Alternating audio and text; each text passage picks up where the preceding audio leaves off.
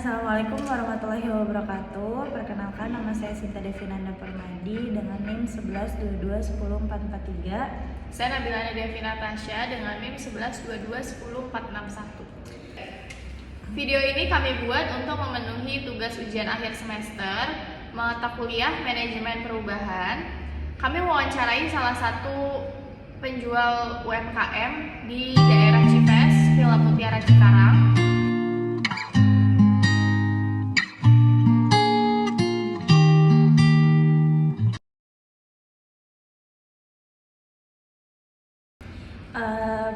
Narasumber yang kami wawancari bernama Bapak Yusuf. Beliau berusia sekitar 50-an tahun.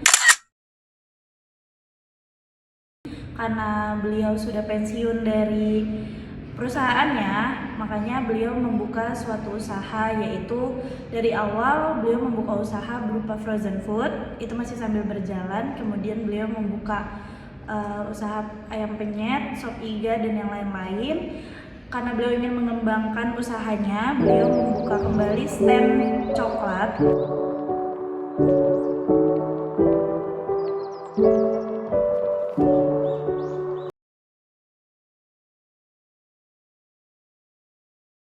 Stand coklat tersebut sudah buka sejak Agustus 2023 tahun lalu. Es coklat tersebut melalui proses trial and error itu selama kurang lebih 6 bulan hingga akhirnya Bapak Yusuf bisa berani menjual produk tersebut karena dengan rasa yang sudah cocok.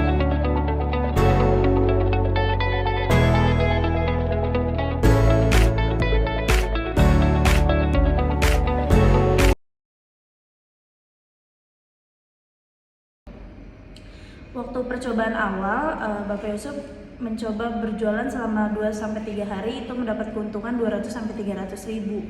Kemudian promosi awal yang dilakukan pada tanggal 17 Agustus, mereka membuat promosi buy one get one dan melakukan perubahan, yaitu berupa bentuk kemasan. Dari yang awalnya cuma punya kemasan besar, kemudian beliau menyetop produk dengan kemasan yang kecil. Karena Bapak ini membuka banyak usaha di tempat yang sama, maka Bapak ini merekrut seorang karyawan untuk membantu dalam menjalankan usahanya. Biasanya karyawannya membuka warungnya itu dari jam 9 pagi sampai jam 9 malam, itu Bapak Yusuf menggantikan karyawannya gitu. Jadi Bapak Yusuf menggantikan karyawannya dari jam 9 malam sampai sekitar jam 12 sampai jam 1 malam. Karena di malam hari biasanya banyak karyawan-karyawan yang baru pulang kerja itu membeli es coklat gitu. Terus untuk stok pembelanjaan itu biasanya bisa untuk 10 hari, tapi untuk es coklatnya sendiri itu dibuat fresh. Dalam 1 hari itu beliau baru membuat es coklat tersebut untuk dijual, bukan stokan dari frozen gitu, bukan. Kemudian produknya itu dibuat dengan resep sendiri, dengan tadi melalui trial and error selama 6 bulan. Selama menjalankan usaha es coklat ini, Bapak Yusuf bisa meraup keuntungan dari es coklatnya sendiri itu di 200-300 ribu per harinya. Dia bisa menghabiskan sampai 20 liter es coklatnya sendiri itu bisa sampai 20 liter dalam sehari. Makanya dia selalu membuat es coklat itu dalam keadaan yang fresh gitu, karena dia mempertahankan rasa dari es coklatnya yang mungkin berbeda dari es coklat lain, karena Bapak ini membuka usahanya sendiri, bukan dari hasil franchise atau seperti yang lainnya gitu. Jadi dia membuka es coklatnya, diberdirikan sendiri. Kemudian promosi yang dilakukan itu ada dengan cara memasang banner. Itu memasang banner dengan judul es coklat seharga Rp5.000. Kemudian beliau juga melakukan promosi lewat pemasaran produk, yaitu pemberian label stiker pada cup, masing-masing cup.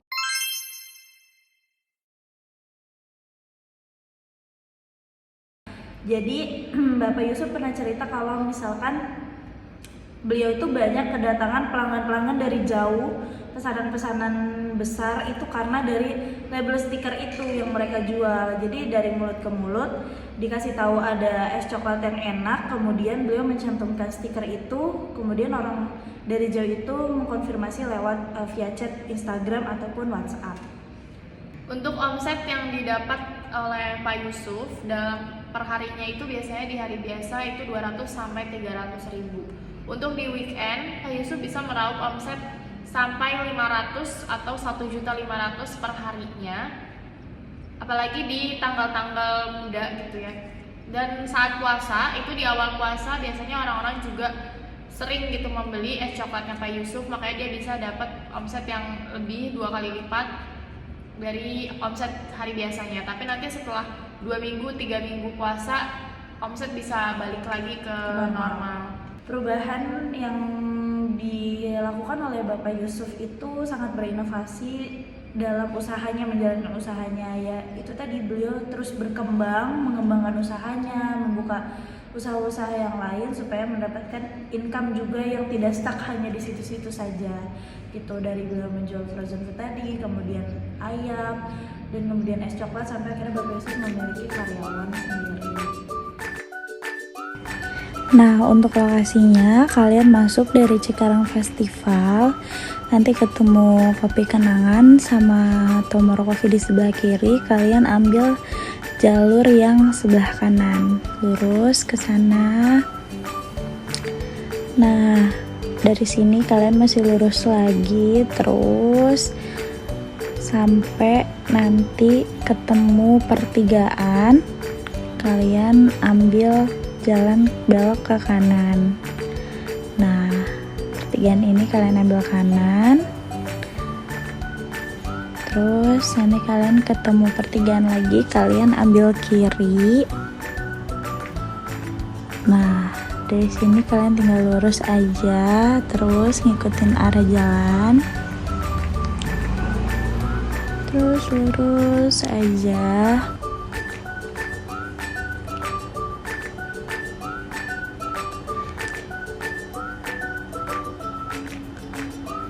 Nah, sampai kalian nemu pertigaan ini, kalian masih lurus aja, gak perlu belok-belok. Pokoknya dari tadi belokan setelah dan itu kalian tinggal lurus aja. Nah, ini pun masih lurus aja. It's macet, tunggu sebentar guys. Nah, ini tinggal masih lurus aja. Nanti posisi si tokonya atau si outletnya baru di sebelah kiri jalan. Nah, ini masih lurus aja sambil kalian melihat ke kanan dan ke kiri. Barangkali ada jajanan yang kalian suka. Nah, lurus lagi, sebentar lagi kita mau sampai. Nah, nanti patokan store UMKM-nya itu dia ada di samping James Honey tokonya. Nah, itu dia udah kelihatan pelang James Honey-nya. Terus ini dia coklatnya guys, tapi dia masih tutup. Sekian hasil wawancara dari kami, kurang lebihnya mohon maaf.